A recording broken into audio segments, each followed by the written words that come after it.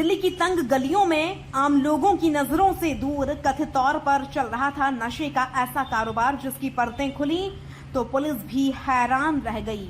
एक घर नहीं, दो घर नहीं, बल्कि कई ठिकाने, एक परिवार, 4 सगे भाई बहन, लाखों की नहीं करोड़ों की संपत्ति, प्रतिबंधित साइकोट्रॉपिक दवाएं, सैकड़ों इंजेक्शन, हजारों सिरिंज, 22 लाख रुपए से ज्यादा नगद, सोना चांदी, 11 फ्लैटों के दस्तावेज और एक पूरा नेटवर्क। क्या दिल्ली में नशे का इतना बड़ा सिंडिकेट वर्षों से सक्रिय था? क्या इस नेटवर्क की जड़ें सिर्फ जहांगीरपुरी तक सीमित थीं या इसके तार राजधानी के दूसरे इलाकों तक भी फैले हुए हैं? आज की इस विशेष रिपोर्ट में हम आपको बताएंगे कैसे पुलिस ने कई दिनों की निगरानी के बाद इस कथित नेटवर्क को बेनकाब किया और आखिर किन किन खुलासों ने जांच एजेंसियों को चौंका दिया। राजधानी दिल्ली में नशे के खिलाफ चलाए जा रहे अभियान के तहत उत्तर पश्चिम जिला पुलिस की एंटी नारकोटिक्स स्क्वाड ने ड्रग्स कंट्रोल विभाग के साथ मिलकर जहांगीरपुरी इलाके में एक बड़े ऑपरेशन को अंजाम दिया। पुलिस के अनुसार यह कोई सामान्य छापेमारी नहीं थी, बल्कि कई दिनों तक चली तकनीकी निगरानी, मानवीय खुफिया सूचना और गुप्त इनपुट्स के आधार पर तैयार किया गया ऑपरेशन था। सूचना कैसे मिली? पुलिस का कहना है कि जून 2024 की शुरुआत में एंटी नारकोटिक्स स्क्वाड को सूचना मिली कि उत्तर पश्चिम जिले के कई इलाकों में प्रतिबंधित साइकोट्रॉपिक टैबलेट और नशीले इंजेक्शनों की सप्लाई की जा रही है। इसके बाद इंस्पेक्टर सोमिल शर्मा के नेतृत्व में एक विशेष टीम बनाई गई। टीम ने लगातार निगरानी की, मुखबिरों का नेटवर्क सक्रिय किया और तकनीकी साक्ष्य जुटाए। इसी दौरान जहांगीरपुरी के डी ब्लॉक में एक कथित ड्रग्स नेटवर्क के संचालन की जानकारी सामने आई। पहला बड़ा खुलासा, पुलिस सबसे पहले डी 177 जहांगीरपुरी पहुंची। यहां पुलिस के अनुसार 3 बहनें पारो, उषा और कांता इस कथित नेटवर्क का संचालन कर रही थी। तलाशी के दौरान 1300 प्रतिबंधित एडनोक एन टैबलेट बरामद हुई। इन टैबलेट्स में बुप्रेन, नोरोफाइन और नैलोक्सोन जैसे नियंत्रित तत्व पाए गए जो एनडीपीएस एक्ट के अंतर्गत आते हैं। इनका कुल वजन करीब 268 ग्राम बताया गया। पुलिस का दावा है कि अंतर्राष्ट्रीय बाजार में इनकी कीमत करीब 7 लाख रुपए हो सकती है। यहीं से 310 एविल इंजेक्शन, 652 सिरिंज और 1,25,080 रुपये नगद भी बरामद किए गए। फिर खुला दूसरा ठिकाना। पूछताछ के दौरान उषा ने डी 191 जहांगीरपुरी के एक अन्य मकान के बारे में जानकारी दी। वहां छापेमारी हुई और 25 एविल इंजेक्शन बरामद किए गए, लेकिन असल कहानी अभी बाकी थी। तीसरे ठिकाने पर पुलिस भी रह गई हैरान। पूछताछ के दौरान पता चला कि इसी मकान की पहली मंजिल सचिन उर्फ चाणक्य उर्फ कालू नामक कथित सहयोगी इस्तेमाल करता था।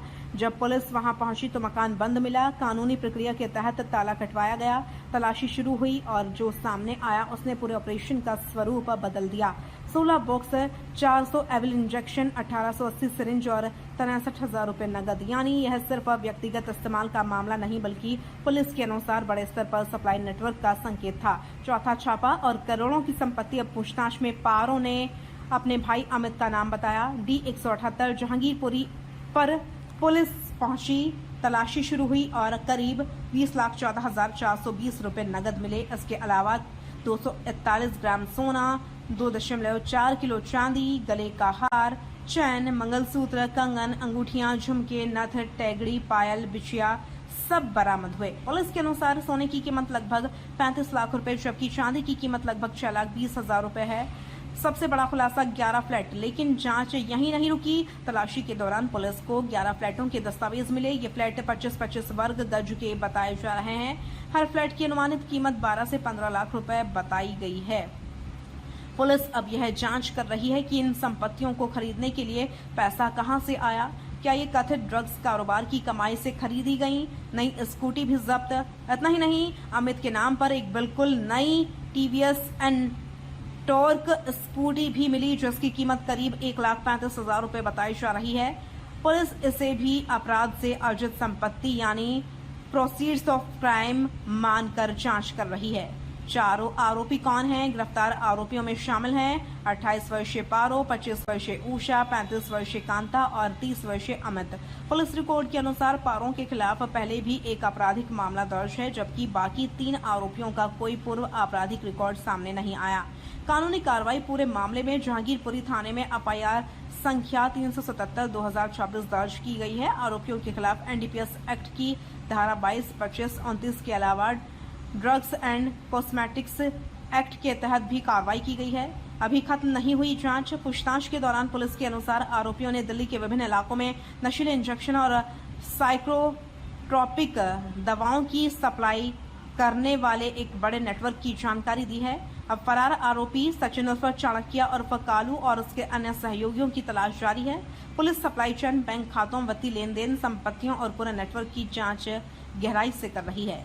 संभावना जताई जा रही है कि जांच आगे बढ़ने पर और भी कई बड़े खुलासे सामने आ सकते हैं। दिल्ली पुलिस की यह कार्रवाई राजधानी में नशीले पदार्थों के अवैध कारोबार के खिलाफ अब तक की महत्वपूर्ण कार्रवाइयों में से एक मानी जा रही है। हालांकि यह याद रखना भी जरूरी है कि पुलिस द्वारा लगाए गए आरोपों की अंतिम पुष्टि अदालती प्रक्रिया और जांच पूरी होने के बाद ही होगी। फिलहाल चारों आरोपी गिरफ्तार हैं। पूरे नेटवर्क की कड़ियां जोड़ी जा रही हैं और पुलिस यह पता लगाने में जुटी है कि आखिर इस कथित ड्रग्स सिंडिकेट की जड़ें दिल्ली में कितनी गहरी थीं। क्या इस नेटवर्क के पीछे और भी बड़े चेहरे हैं? क्या करोड़ों की संपत्ति नशे की कमाई से खड़ी की गई? और क्या आने वाले दिनों में इस मामले में और बड़ी गिरफ्तारियां होंगी? इन सभी सवालों के जवाब जांच पूरी होने के साथ सामने आएंगे।